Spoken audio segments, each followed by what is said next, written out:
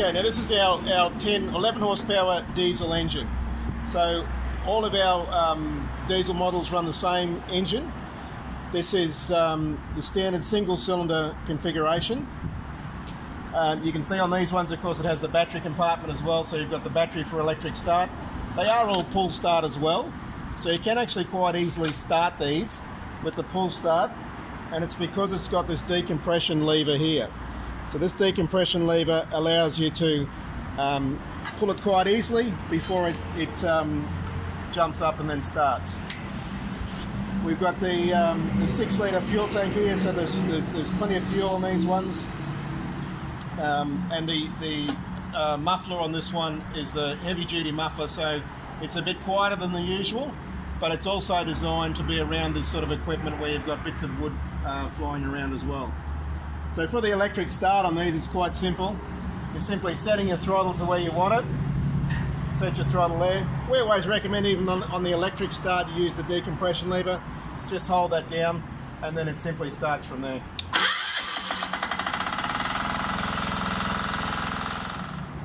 Now on this range of log splitters, all of them use the same hydraulic pump. It's a hydraulic gear pump. Now it's what they refer to as a 2-stage pump. So essentially what happens is the cutting head moves up to the timber, it engages with the timber.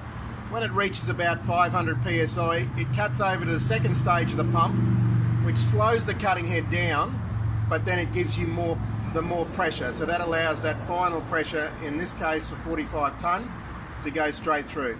So on the lighter timbers, it may not even go to the second stage, it may just cut straight through.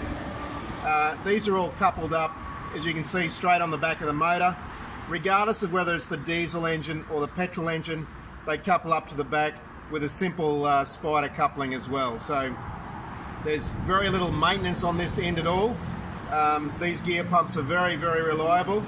You can see that we also use this tube here, so you can see that the hydraulic oil is coming up into the pump, so there's no problem with lack of oil.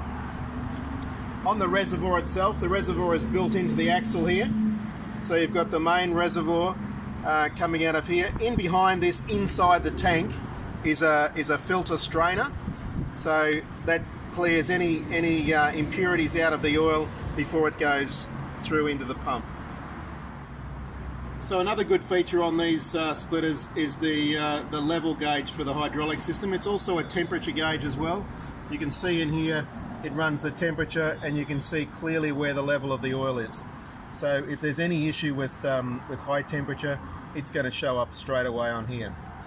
These have a simple fill system on them. This stainless cap here, so you can simply fill your hydraulic oil up through the top there. And this also acts as a breather as well, so the breather is built into here so that there's no pressure being built up inside the tank. So on the 45 tonne petrol splitter, we run the 18 horsepower single cylinder air-cooled engine. Now these ones are all electric start, but they are also quite easy to pull start as well. So the electric start box is situated here. This one doesn't have a battery at the moment, but you can mount the battery in the case, connect the battery up, and it'll electric start. If you're just using it manually, simply turn it to the on position, chokes here, position your throttle, and then away you go. All these new motors are the new EPA approved engines. So just be wary when you're buying motors like this. They must be the EPA approved ones, and you can tell that often with this little fuel hose that's running back into the tank here. To sell these in Australia now, we must have this EPA approval. So it's important, if you're looking at engines, that they have that EPA configuration. Now this is our 30 tonne splitter, so it runs the 9 horsepower single cylinder engine. These are all pull start only engines, so we don't bring these in with electric start, but very easy to pull start. Got a simple on off switch here, throttle set, fuel here on and off, and that's your choke setting there. So choke on, choke off, and then you adjust your revs accordingly. Very easy in terms of service. These motors have been around for a long time. Your air cleaner, of course, is under here. And really for service, you're looking at regular oil changes, check your filter on a daily basis is always a good idea. And that's really all we need. You do need to be assured with these new engines, all new engines coming into Australia now must be EPA approved. You can see this engine here. The way to tell is this often has this return line going back into the tank. So that's an easy way to check if it's got the EPA configuration. If it doesn't, they can't be legally sold in this country. Now all of our machines come with a standard 50mm coupler. So they're designed to be towed around the paddock.